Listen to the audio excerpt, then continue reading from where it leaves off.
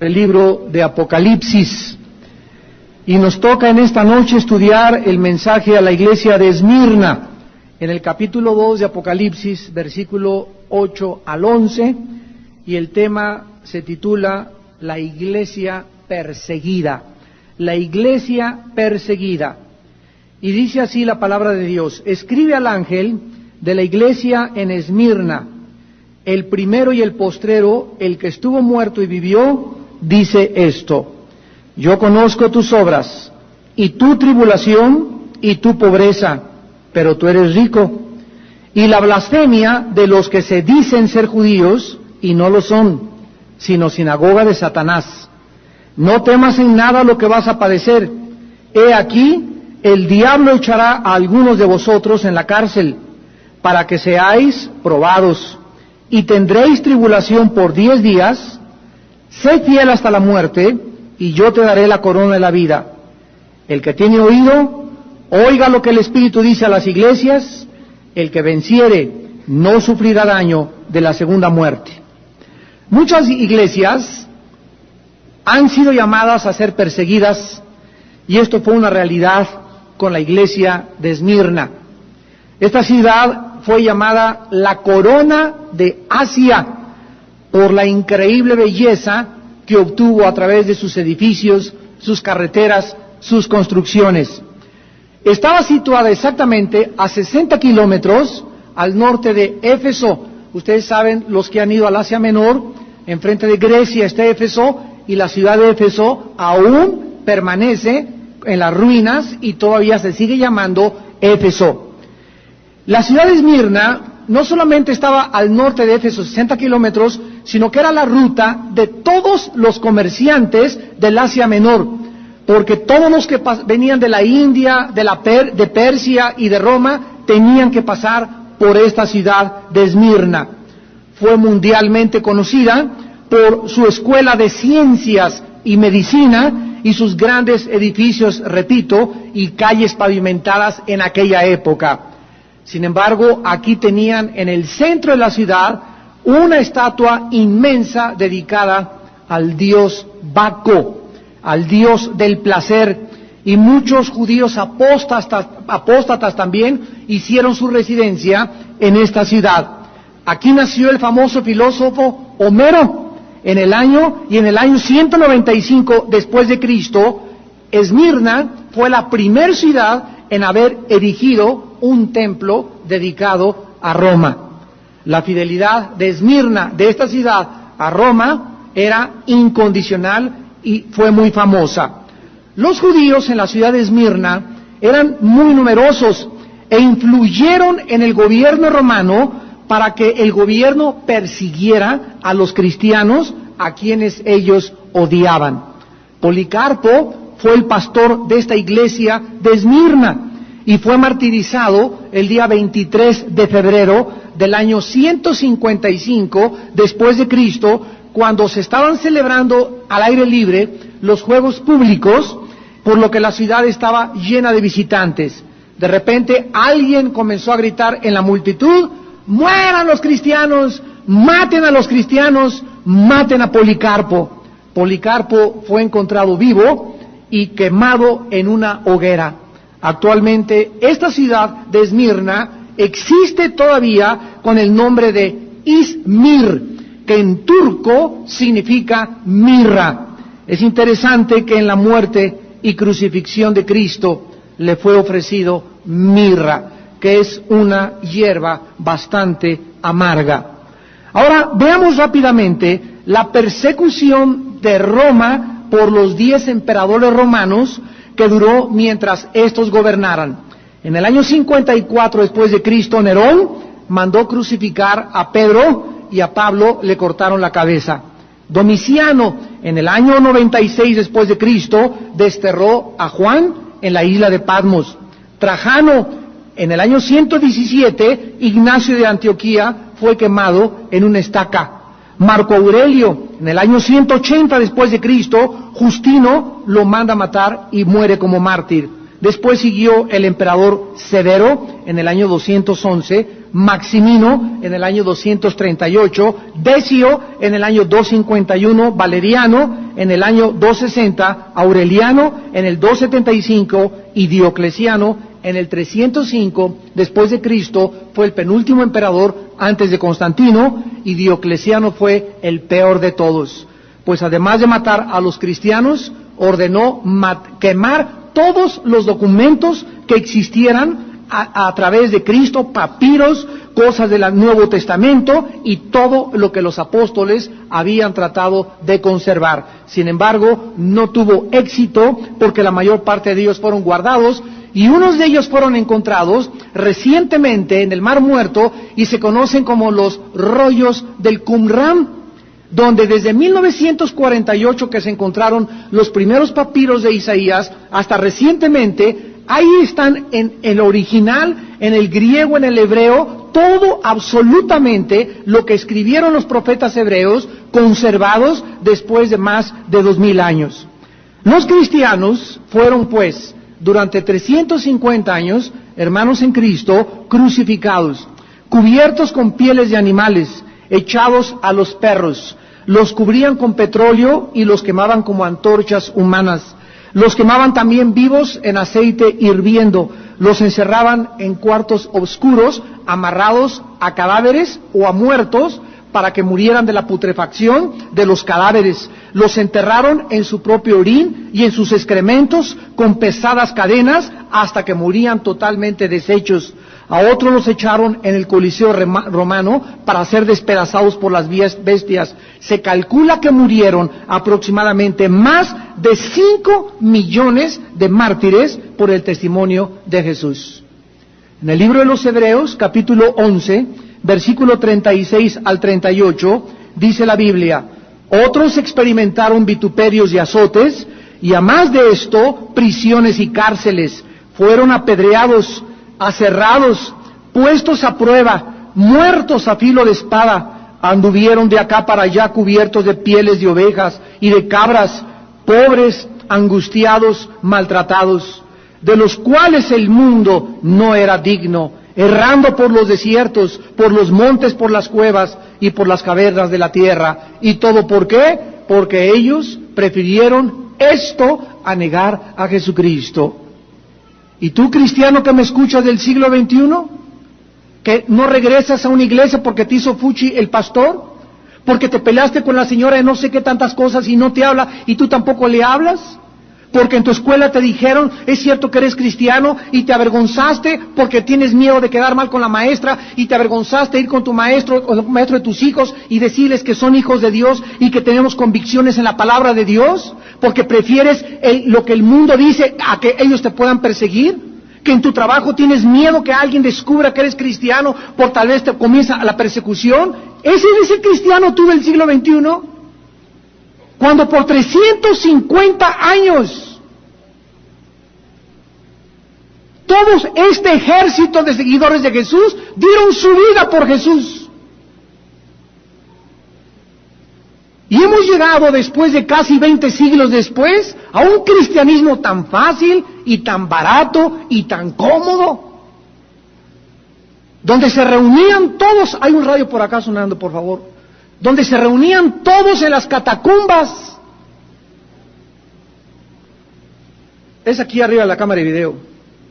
Donde se reunían todos para poder buscar la forma de adorar a Dios, y sin embargo aquí estamos. Dios nos ha dado este lugar, pero que no les cambien el lugar y que no nos lleven a un lugar frío, y que por favor tenga calefacción la iglesia, porque si no, no voy al servicio y no voy al estudio. Estos somos los cristianos del siglo XXI. Y hemos comenzado a descender y a descender cada vez más, olvidándonos que todo lo que el campo del cristianismo fue sembrado por la sangre de los mártires. Esta iglesia de Esmirna permaneció fiel al Señor, a pesar de toda la persecución que sufrió, por lo que el Señor no tiene nada que reprocharle en esta carta dirigida en el Apocalipsis. Representa el retrato de todas las iglesias que deben de ser, como Jesús dijo en Hechos 1:8, me serán testigos cuando venga sobre ustedes el Espíritu Santo en Jerusalén, Samaria y hasta lo último de la tierra. Escucha, la palabra testigo En el griego es martureo, martureo, de donde viene la palabra mártir. ¿Qué está diciéndonos Jesús? Que cuando nosotros decidimos seguirlo a Él, debemos estar dispuestos no solo a creer en Él, Filipenses 1:29, sino estar dispuestos también a dar nuestra vida por causa de su nombre. Pero si tú ni siquiera tienes el valor de decir que eres hijo de Dios y te avergüenzas con tu familia, te avergüenzas en tu trabajo, te avergüenzas en tu universidad porque eres hijo de Dios, ¿tú crees que el día de tu muerte estarás dispuesta a dar tu sangre por Él? Para ir al mundo. ¿Por qué? Porque yo sé en quién he creído. Y porque es 1000 veces mejor el que vamos a sufrir a seguir la corriente de ellos y precipitarnos con ellos por el camino ancho y espacioso donde va el mundo entero hacia la perdición. Seguir a Cristo no es fácil, aun cuando se está predicando un evangelio barato y fácil en la mayor parte del mundo. Ven a Cristo y todos tus problemas se solucionarán. Ahora las iglesias son lugares donde la gente viene así, pero viene a montones a ver si sanan a mi hijo, a ver si sanan a mi cuñado, a ver qué pueden hacer para sacarle los chamucos a esta persona, a ver si pueden, buscando favores y buscando a un Dios de Aladino y la lámpara maravillosa. Y esto no es la iglesia. Tú no vienes aquí para esperar favores de Dios, vienes a buscar a aquel que es el Dios de los dones y el Dios de los favores, y a servirlo te dé o no te dé. Y si tú no tienes esa intención en tu corazón, y no es esa tu motivación, y solamente buscas a Dios para ver qué cosa vas a recibir de Él, no has entendido todavía lo que es seguir a Jesucristo. En el versículo 8 de Apocalipsis 2, comienza Jesús con una descripción de Él mismo, como en cada una de las cartas que Él dirige a estas iglesias. Y aquí se presenta como el primero y el postrero. El que estuvo muerto y vivió, dice esto.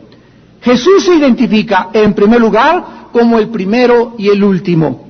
Esto se refiere a su eternidad. Ustedes saben que en Juan 8:58, Cristo le dijo a los judíos: de cierto les digo, antes que Abraham fuese, yo soy.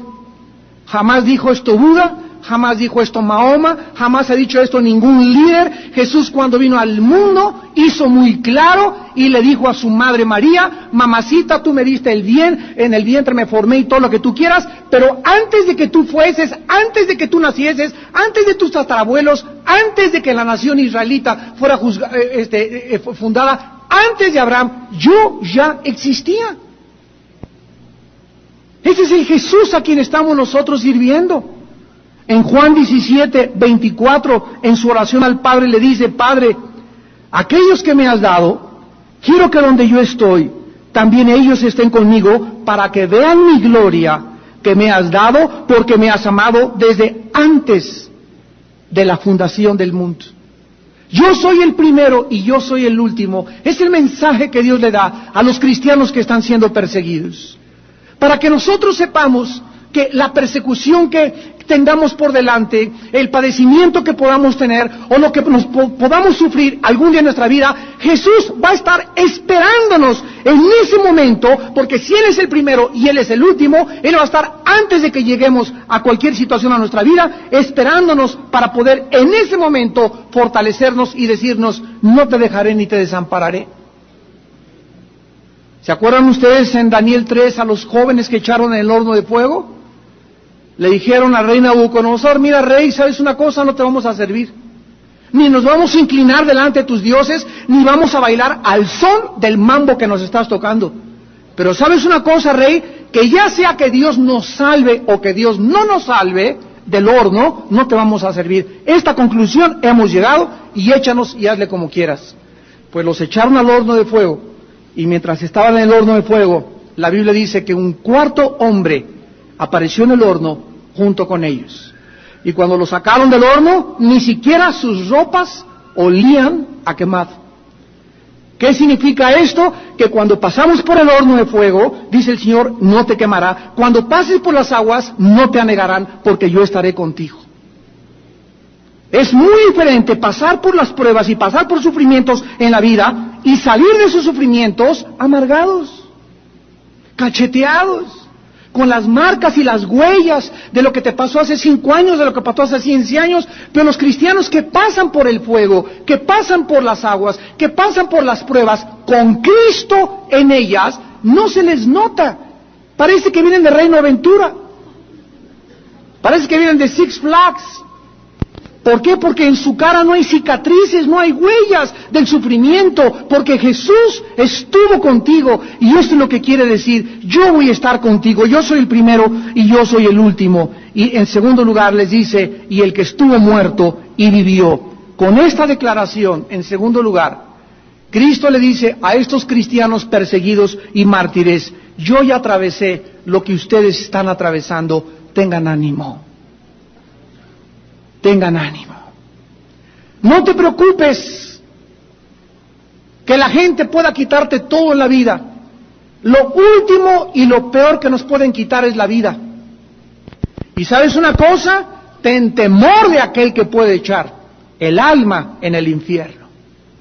No te preocupes, lo más que te pueden quitar en la vida, lo más que nos pueden hacer es matarnos. Y el matarnos para nosotros, dice Filipenses 1, es ganancia. Murieron como haya sido, ¿verdad? Como muramos, nos desaparecemos, salimos de nuestro cuerpo, vamos a ver nuestro cuerpo, que te come el león, que te queme, no importa la forma como muramos, salimos de nuestro cuerpo, vamos a ver inmediatamente ángeles de Dios de 2-3 metros de estatura nos van a estar esperando para llevarnos escoltados hasta la presencia misma del Señor, donde Él enjugará nuestras lágrimas. Jamás volveremos a llorar, ya no vamos a extrañar a nadie en la tierra, ni que mi abuelita, ni que mi perro, ni mi gato, ni mi hijo, ni mi mamá, nada, absolutamente jamás volveremos a experimentar ninguno de los sentimientos ni de las emociones que experimentamos mientras estábamos en el cuerpo. Entonces, esta forma de poder ver esta perspectiva, de poder ver la eternidad, es la que nos anima, la que necesitamos como aliento en nuestra vida. Necesitamos para vivir valor, necesitamos fuerza para vivir y nosotros no tenemos ninguna. Necesitamos la infusión, la llenura del Espíritu Santo para que Él sea el que nos impulse, el que nos impele, el que nos mueva, la fuerza motriz que nos haga levantarnos todos los días y estar deseosos de vivir para Jesucristo.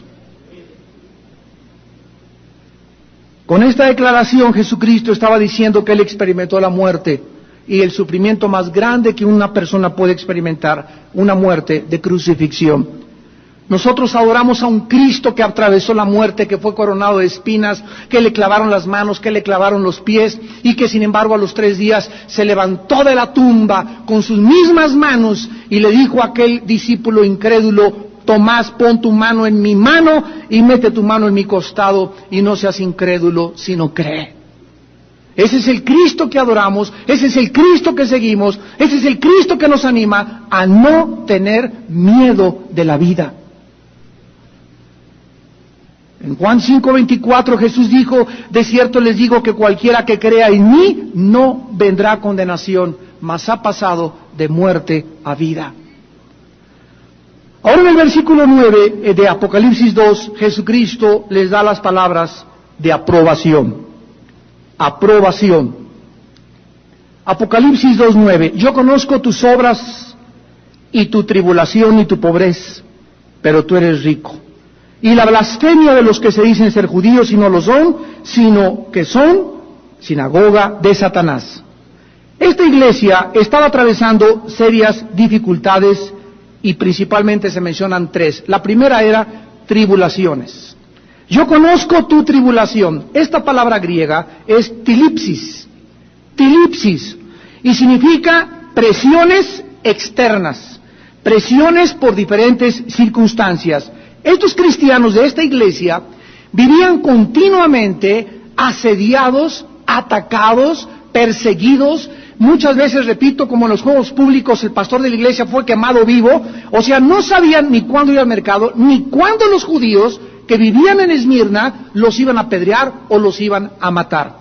Cristo, en Mateo 10, versículo 17 y 18, se los advirtió a los discípulos para que no se sorprendieran de lo que les esperaba después de que Él partiera al cielo. Y dice Mateo 10, 17 y 18, y guardaos de los hombres, porque os entregarán a los concilios y en sus sinagogas os azotarán. Todo esto se cumplió en los primeros 350 años de la historia del cristianismo. Y aún ante gobernadores y reyes seréis llevados por causa de mí, para testimonio a ellos y a los gentiles. O sea, en aquel tiempo el evangelio no era conocido. Y la única forma que un César, un centurión, un político, un emperador, un procurador pudiera conocer el evangelio es teniendo enfrente en aquel tiempo, ¿verdad? Ahora ellos ni mandan allá a la cárcel ni quien los conozca, pero antiguamente los reos tenían que ser presentados en persona ante el procurador y muchos ante los césares romanos para que ellos dictaminaran el juicio o el destino de estas víctimas. Y esta oportunidad de estar enfrente de un procurador como Cristo, de Pilato y de Caifás y de Herodes, Juan el Bautista, era una oportunidad de que ellos les dieran a estos políticos testimonio de quién era Jesús. En Mateo 24, versículo 9, Jesús les dijo, os entregarán a tribulación y os matarán, y seréis aborrecidos de todas las gentes por causa de mi nombre. Pregunto, ¿es la forma como a ti te odian en tu oficina? ¿En el salón de clases? ¿En tu universidad? ¿En tu colonia? ¿En tu familia? Al contrario, ahora hasta ponen flores. ¿Y por qué no hay esa persecución? ¿Por qué no tienes gentes que te odien de esta manera? Porque no hablas de Cristo, sencillamente esta es la única razón, porque cuando comenzamos a hablar de Cristo y a enfrentarnos con la gente y a dar testimonio público y a tener valor, ahí es cuando desatamos la persecución. Pero es que ahora la mayor parte de los cristianos son cristianos de la secreta. Es el ministerio del servicio secreto de la iglesia. Ahora casi nadie habla de Cristo. Si yo te preguntara en este momento, y tú que me escuchas en la televisión, ¿cuándo fue la última vez en esta última semana a alguien le hablaste de Cristo? En esta semana, ¿a quién le has hablado de Cristo? ¿Al mecánico que te cambió la llanta? ¿Al lechero que te llevó la leche a tu casa? ¿Donde fuiste a comprar las tortillas dejaste un folleto? ¿En tu oficina, en el elevador? ¿Al dentista, a la secretaria? ¿A quién en esta semana le has hablado de Cristo? Y así te van a pasar los días y los meses y los años, y tú crees que cuando Jesús venga te estará esperando con gloria y te será presentada una entrada generosa al reino de los cielos. ¿Te equivocas? Jesús dijo, me serán testigos. ¿Eres tú testigo? Esta es la razón por la cual no hay persecución detrás de tu vida. Algunas calumnias que se levantaron en esa época contra los cristianos, escucha, fueron, por ejemplo, basándose en las palabras de Cristo en la última cena, este es mi cuerpo y esta es mi sangre, coman y beban. Se corrió el rumor de que los cristianos eran caníbales. Número 2, siendo un hecho que cuando un miembro de una familia se convertía, la familia se dividía, fueron acusados, en segundo lugar, de amenazar la estructura familiar. Número 3, los acusaban de ser ateos, porque no honraban ni veneraban las estatuas paganas, ni les rendían culto tampoco. En cuarto lugar, los acusaron de revolucionarios, porque no llamaban al César Señor. Y en quinto lugar, los acusaron de tener ideas incendiarias y fatalistas, por enseñar que el fin del mundo vendría con un juicio del Señor y con fuego. Todas estas excusas y calumnias que lanzaron contra ellos, 2 o 3 de ellas son usadas contra nosotros actualmente. ¿Cuántas veces nos han acusado nosotros? Es que esos cristianos lo único que predican son cosas apocalípticas y que el mundo se va a acabar y quieren amenazar a todos e infundir temor a todos. ¿No has oído tú esa acusación?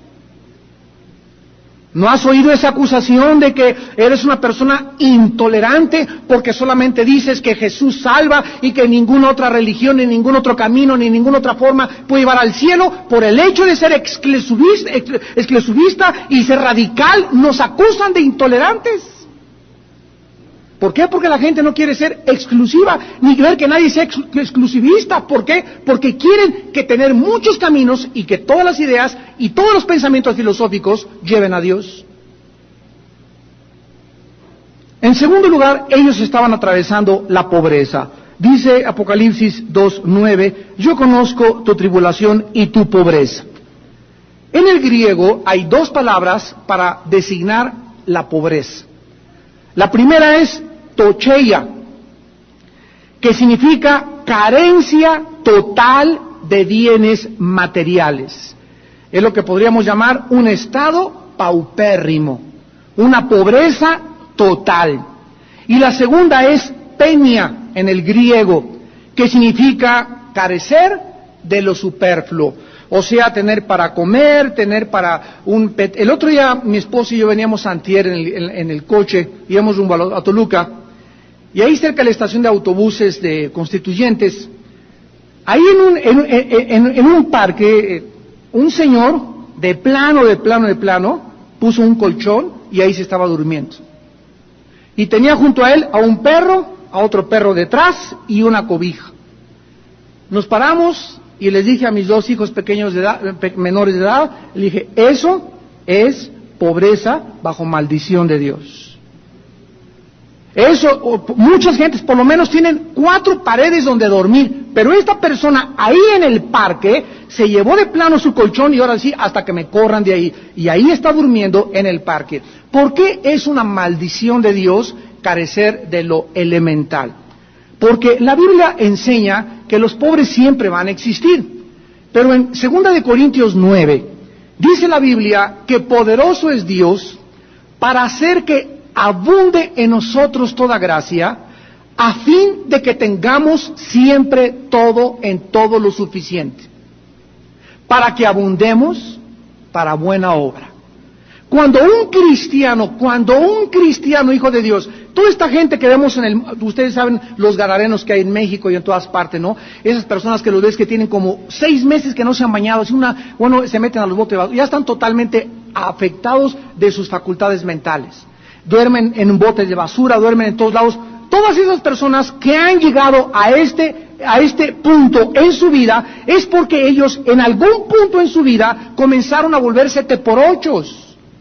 O comenzaron a abandonar a su esposa, se volvieron irresponsables, cayeron en el alcoholismo, cayeron en las drogas, y llega un momento en que no te importa nada, y ya ves la vida sin ninguna esperanza, sin ningún fin, abres la puerta, te entran millones de espíritus dentro de ti, y te rematan y te convierten en un animal.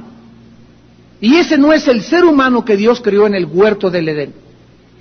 Dice en el Salmo 37, joven fui y he envejecido, y no he visto un justo desamparado, ni su descendencia que mendigue el pan. Cuando un cristiano, repito y regreso, no tiene ni para diezmar, ahí estás bajo una maldición.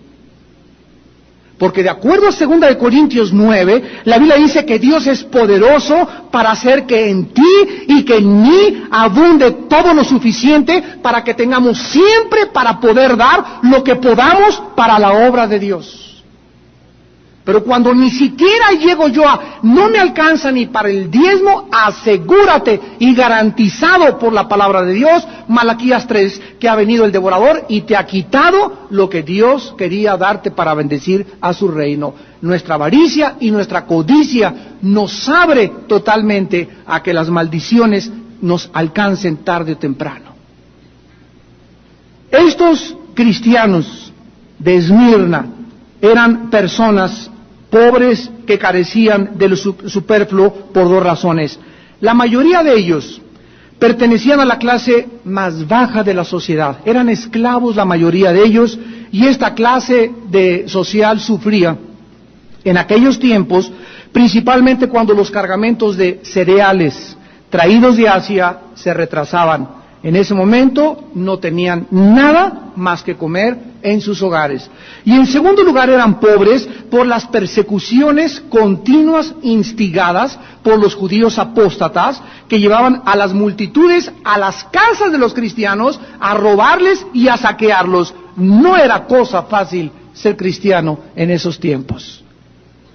Dios sabe cuando tú eres pobre, no porque seas holgazán, no porque seas baquetón, no porque seas apático, no porque seas codo, ni avariciento, ni codicioso, sino porque eres pobre, porque verdaderamente estás sufriendo por Cristo. Pero aún en tu pobreza, como la viuda de Sarepta, ¿se acuerdan?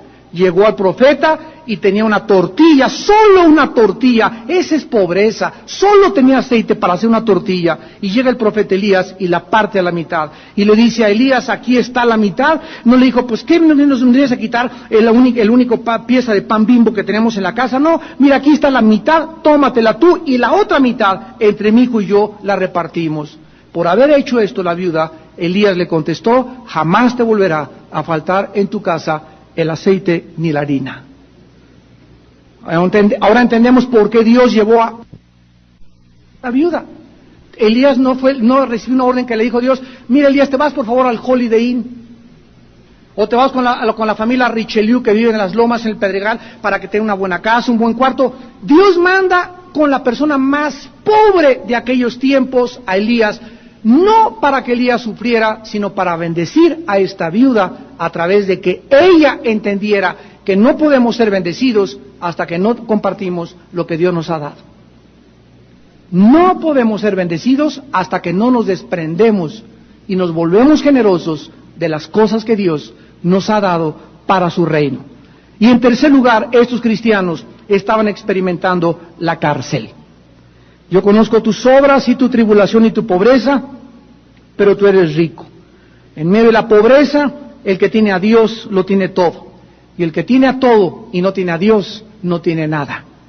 Entonces, gracias a Dios que si hay cristianos que sean pobres, pero no paupérrimos, que hasta en las calles tengan que dormir a menos de que sea por la persecución o porque haya una cosa del gobierno contra nosotros. Si no es por eso, ¿verdad? La Biblia dice que el que tiene a Cristo es el hombre más rico de este mundo.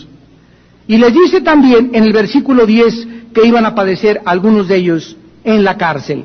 En esos tiempos era contra la ley romana ser cristiano y adorar otra cosa que no fuera el emperador romano. Cualquiera que violara esta ley era encarcelado. Esta es la razón por la cual los cristianos primitivos tenían que meterse en cuevas que les llamaban catacumbas y que todavía existen actualmente alrededor de la ciudad de Roma. Ir a la cárcel en esos tiempos, no lo compares con ir al reclusorio Oriente, tal vez se podía comparar con Almoloya. El otro día estaba escuchando que en Almoloya a veces es un cuarto cuadrado de 350 por 350, en la penitenciaría más segura de México, y que muchas veces les dejan la luz todo el día, no saben si es de día o de noche, y muchas veces los dejan en ropa interior, que es contra los derechos humanos de un prisionero. Bueno, en aquellos tiempos eran los calabozos fríos, malolientes, y terminaban la mayor parte de las veces muertos de hambre. Jamás se les abría un expediente, no se les abría ni un juicio, los echaban hasta que tal vez el próximo emperador, como fueron 10 crueles, ninguno de ellos salió de la cárcel. Caer en la cárcel era caer condenado en cadena perpetua. Algunos morían de peste o de agotamiento por los trabajos forzados. Veamos en Hechos 4 cuándo comenzó la persecución, el primer encarcelamiento de los apóstoles y cómo reaccionaron ellos al encarcelamiento. Dicen Hechos 4, versículos del 1 al 3. Hablando ellos al pueblo, vinieron sobre ellos los comunistas, los secuestradores y los asesinos. Eso dice. ¿Quiénes eran los que encarcelaban y los que odiaban a los seguidores de Cristo? Los sacerdotes. Los religiosos. Qué curioso, ¿verdad? ¿Quién fue el espíritu que crucificó a Jesús? No fue el espíritu romano, no fue el espíritu de los saduceos, no fue el espíritu de los asesinos, ni de los borrachos, ni de las prostitutas, ni de los drogadictos de los tiempos de Jesús. El espíritu que crucificó a Cristo fue el espíritu de la religión.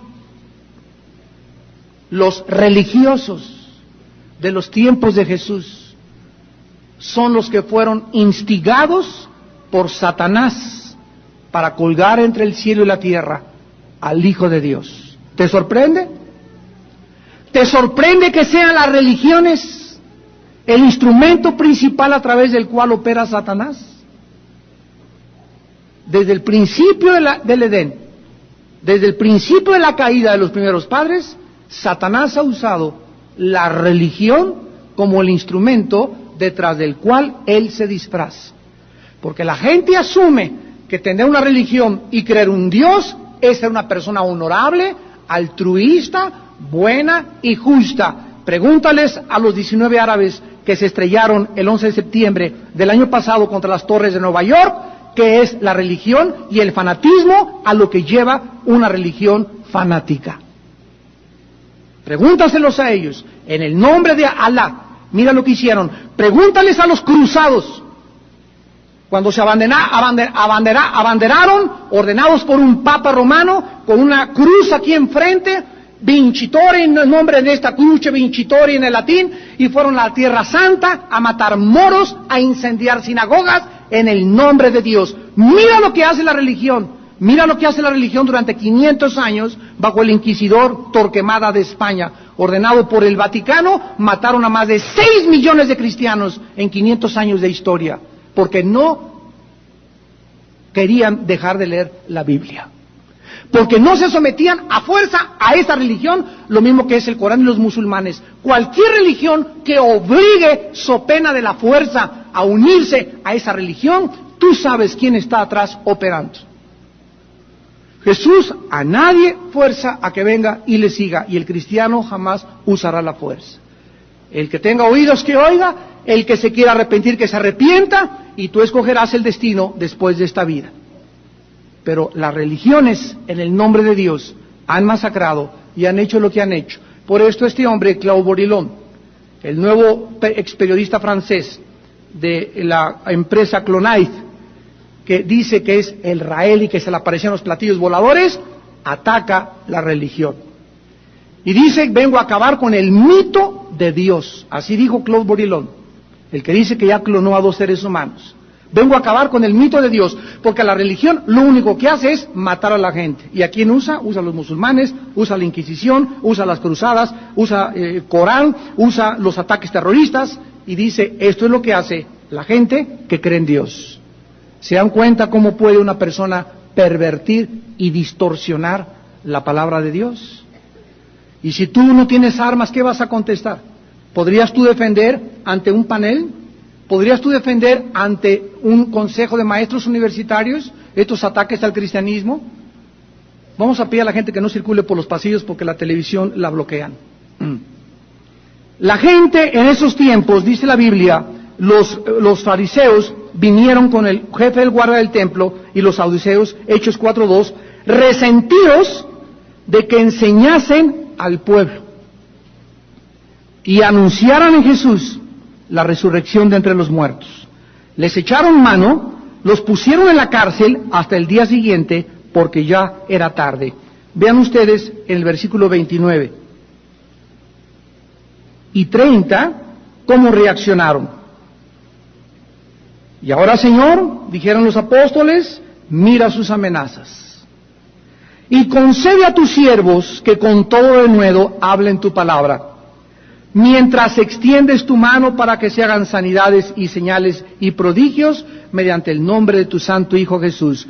Cuando hubieron orado, el lugar en que estaban congregados tembló y todos fueron llenos del Espíritu Santo y hablaban con denuedo la palabra de Dios. ¿Cómo reaccionaron los apóstoles?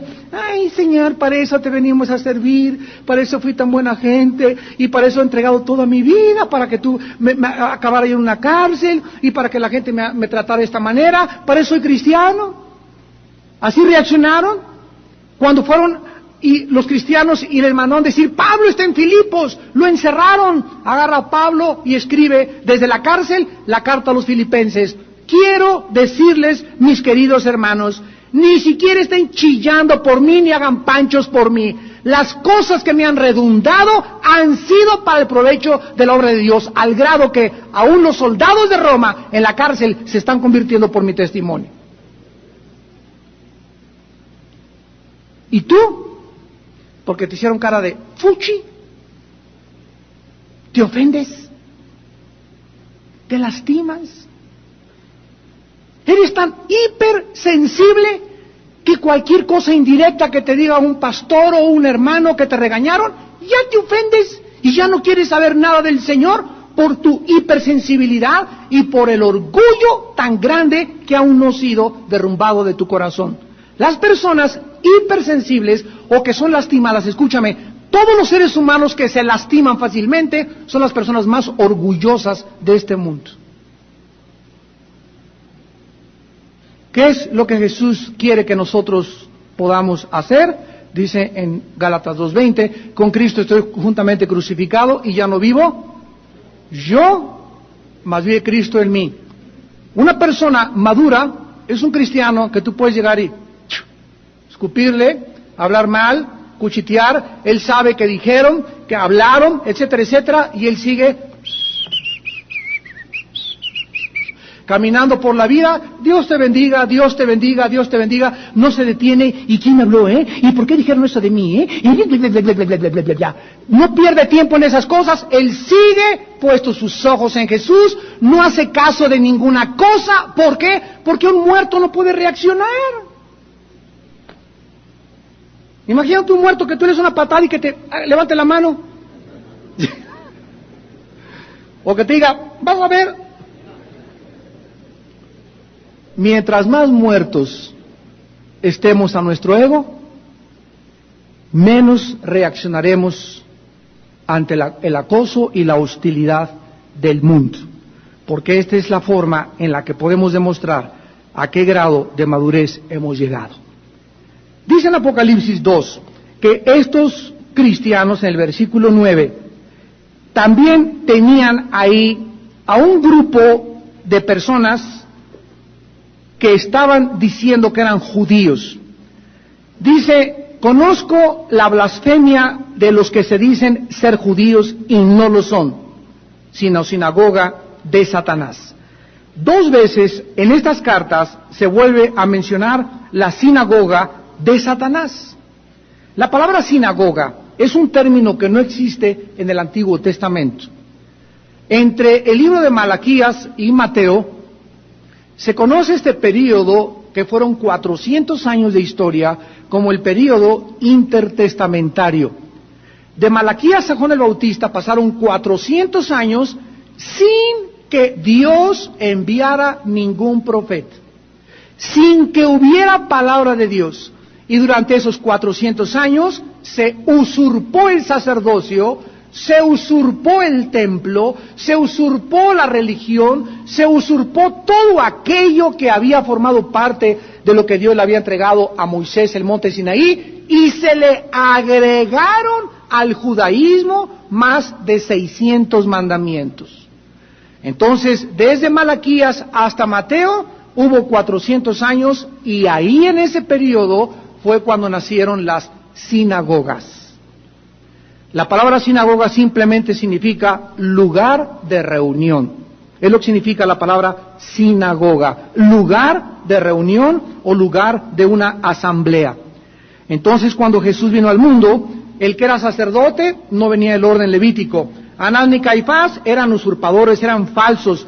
Todas estas cosas ya se habían comenzado a introducir encubiertamente dentro del judaísmo.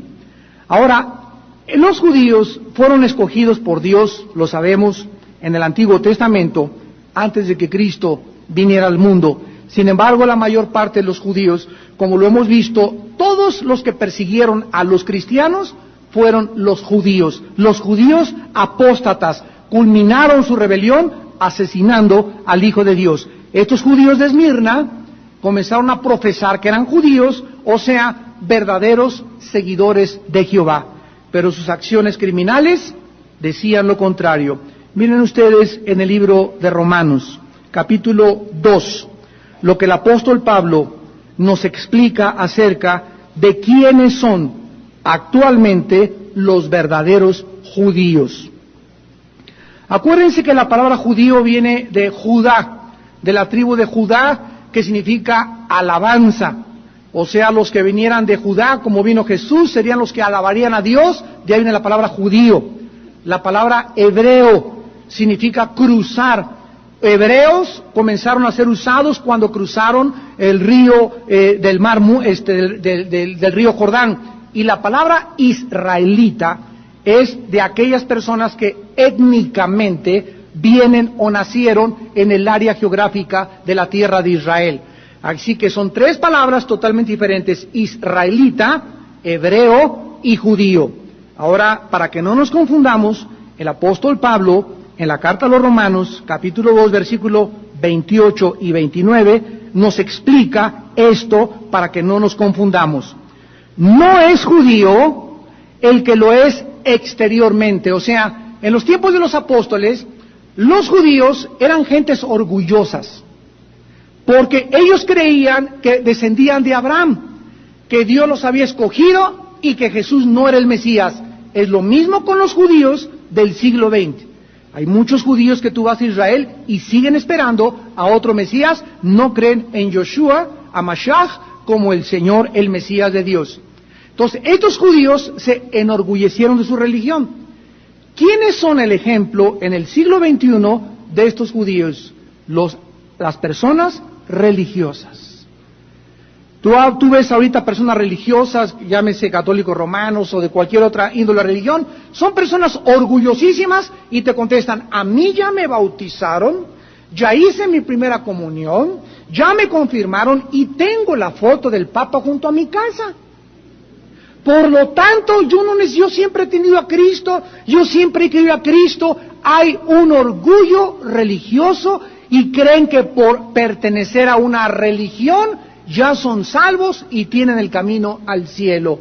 Desgraciadamente, estas personas, o la mayoría de ellas, desconocen las Sagradas Escrituras y nuestra labor es iluminarlas, sacarlas de ese mundo de tinieblas, explicarles la diferencia entre ser religioso y ser cristiano. Son dos cosas antagónicas, totalmente, diametralmente opuestas, porque tú puedes ser religioso e irte al infierno, puedes ser católico, protestante, mormón, testigo de Jehová e irte al infierno. Y ser cristiano es la palabra ungido pequeño, que es la persona que tiene la presencia del Espíritu Santo por causa de su quebrantamiento, su humillación y su fe en la muerte y sacrificio de Cristo en la cruz. Entonces es muy diferente ser cristiano a ser religioso. No es judío, no es religioso el que lo es por afuera, ni la circuncisión la que se hace por afuera, exteriormente. Léelo, Romanos 2:28. Sino que es judío, Romanos 2:29, el que lo es en lo interior. Y la circuncisión es la del corazón, en espíritu no en letra, la alabanza del cual no viene de los hombres, sino de Dios. Desde ese tiempo de Esmirna, cientos de persecuciones comenzaron a levantarse contra los cristianos verdaderos, usando el nombre de Jehová para perseguir y torturar y asesinar en el nombre de Dios. Como ya hemos visto, las cruzadas, la Inquisición, los musulmanes actualmente. Y este es un mensaje muy fuerte a casi todas las iglesias, o a cualquier grupo, o a cualquier reunión, o a cualquier asamblea de personas que se reúnan en el nombre de Jesús. Escuchen lo que el Espíritu Santo nos dice a través de este mensaje en este día a las iglesias del siglo XXI. Cualquier persona que se dedique a perseguir a un cristiano o a hermanos en la fe, o que hablen de una iglesia o contra otra denominación, simplemente porque no son bautistas y tú eres bautista, o porque hablan lenguas, o porque son pentecostales, o porque son presbiterianos, o porque son de Vida Nueva, o porque son de Calacuaya o de Amistad Cristiana. Cualquiera que persiga a sus hermanos o hable mal de sus hermanos entra en el espíritu de la persecución y del anticristo. Porque estás agrediendo y persiguiendo a un hermano que tiene el espíritu que tú tienes, y el espíritu que yo tengo jamás me llevará a perseguir a aquel que tiene otro espíritu igual que el mío, porque una casa dividida no puede ser sostenida. Por lo que concretamos que si yo persigo a otro hermano mío en Cristo, o lo calumnio, o hiero su reputación, o persigo a aquella iglesia o a una mala iglesia, el espíritu que está en mí no es el espíritu de Dios. Estoy bajo otro espíritu totalmente diferente. Dice Romanos 2, versículo 17. Romanos 2, 17. He aquí tú tienes el sobrenombre de judío y te apoyas en la ley y te glorías en Dios. O sea, tú tienes el sobrenombre de religioso. Tú dices que eres cristiano, que eres presbiteriano, que eres bautista, bla, bla, bla, bla, bla, bla. Conoces su voluntad e instruido por la ley apruebas lo mejor. Y confías en que eres guías de los ciegos, luz de los que están en tinieblas, instructor de los indoctos, maestro de niños que tienes la ley y la forma de la ciencia y la verdad. Tú pues que enseñas a otro, ¿no te enseñas a ti mismo? Tú que predicas que no se ha de robar o hurtar, ¿hurtas? Tú que dices que no se ha de adulterar, ¿adulteras? Tú que abominas los ídolos, ¿cometes sacrificio? ¿Cometes sacrilegio? Vean ahora Gálatas, capítulo 4, versículo 29, y dice el apóstol Pablo: pero como entonces, Gálatas 4, 29, el que había nacido según la carne perseguía al que había nacido según el Espíritu, así también ahora. ¿Qué dice la Biblia? Los que son de la carne piensan en las cosas de la carne. Romanos 8, 4 al 6. Los que son del Espíritu, en las cosas del Espíritu. ¿Quieres saber quién es cristiano? La Biblia lo dice. Los que son de la carne persiguen a los que son del Espíritu. Si yo digo que soy del Espíritu, no puedo perseguirme a mí mismo. Perseguir a un hermano mío en Cristo es hacerme daño a mí.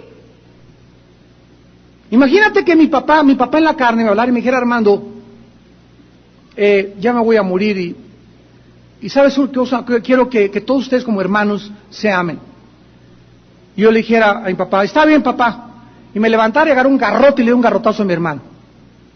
¿Podría realmente mi padre creer que yo amo a mi padre? No, ¿verdad? Porque mi padre me dice: Armando, si tú me amaras, moriría tranquilo y yo sería feliz. Cualquier padre es feliz viendo que los hermanos se amen y que se tengan armonía y que se junten, etcétera, etcétera. Y desde el cielo Dios ama cuando todos sus hijos, no importa a la iglesia que pertenezcan, mientras estamos bajo la sangre y creamos en la fe como la única forma de la salvación, y creamos en la Biblia inerrablemente, inequívoca, y creamos en la resurrección de los muertos, no importa el nombre que tenga tu iglesia, eres mi hermano en Cristo. Y te debo de amar, y te debo lealtad, y estoy en deuda contigo, y mi deuda es amarte. Pero si yo me digo cristiano, y mi padre me está viendo que estoy hablando contra esa iglesia, y contra ese pastor, y contra esa denominación, y le debo dinero a un hermano, y voy aquí a la librería, y no pago, y me hago el gil, y me hago el tonto, y comienzo a robar los diezmos, ¿ustedes creen que nuestro Padre Celestial creerá que realmente le amamos? Jesús dijo en Juan 5, ¿me amáis si guardar mis mandamientos?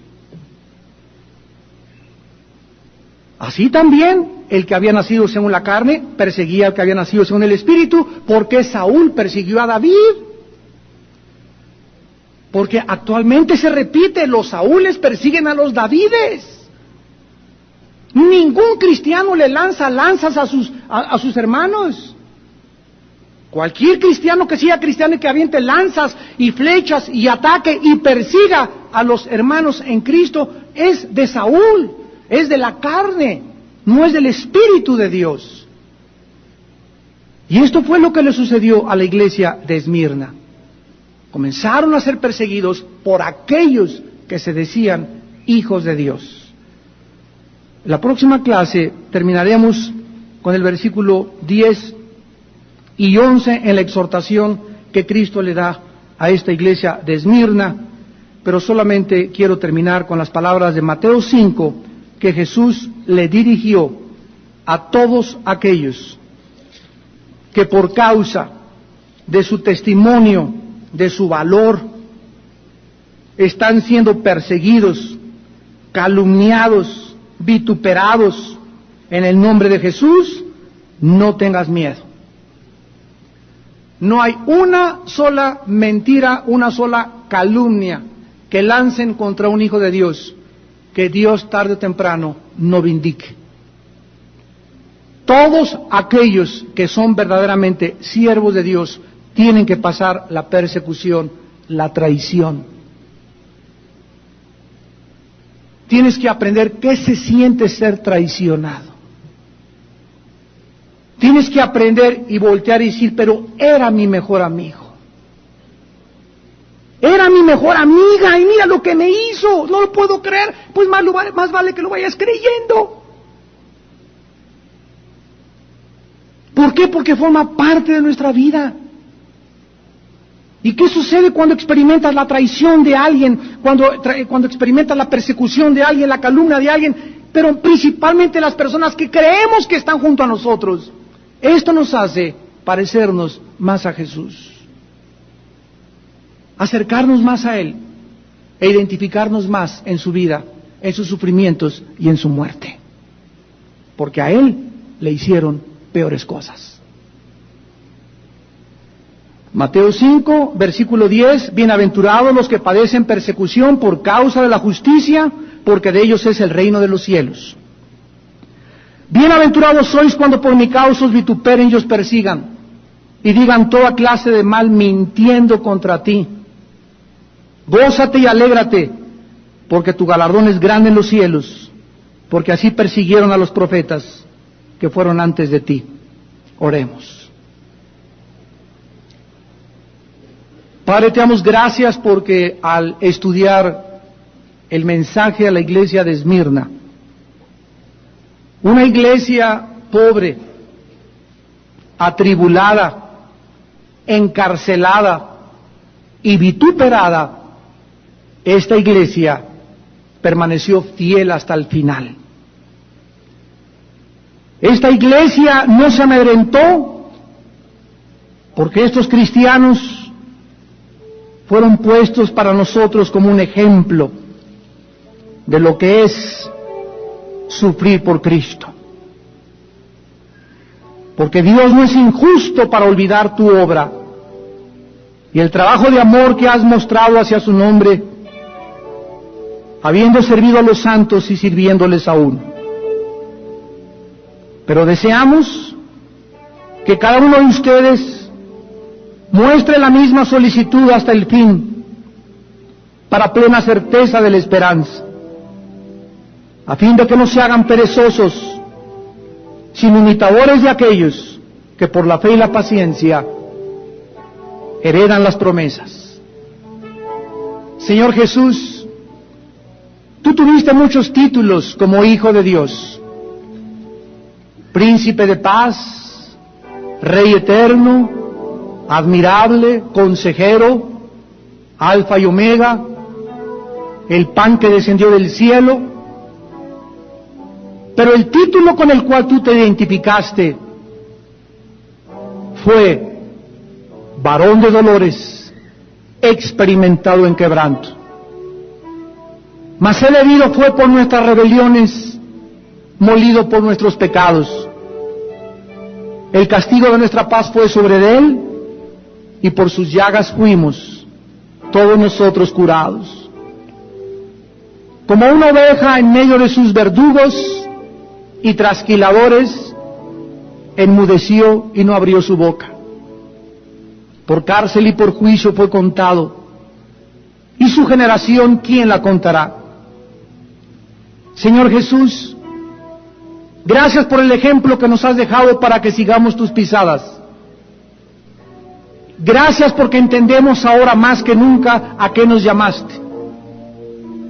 No solo a creer en ti, sino a padecer por tu nombre.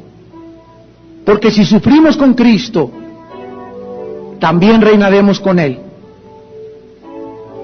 Padre, te damos gracias en esta noche porque tú estás llamando a más soldados a tu ejército al arrepentimiento. Y en esta noche muchos de ustedes que tal vez pertenecían a alguna religión y no habían entendido qué es ser cristiano, lo has entendido esta noche. ¿Y qué debo hacer? Me preguntarás, para asegurarme esta noche que realmente soy cristiano, que sigo a Jesucristo y que le amo con todo mi corazón. La Biblia dice en primer lugar que te arrepientas de tus pecados. Arrepiéntete. Arrepentirse es darte la vuelta del camino que llevas y con la ayuda de Dios vivir otro tipo de vida. Con el poder de Dios cambiar tu antigua manera de vivir. Y Dios tendrá en esta noche misericordia de ti y será amplio en perdonarte. En segundo lugar, cree en Jesucristo.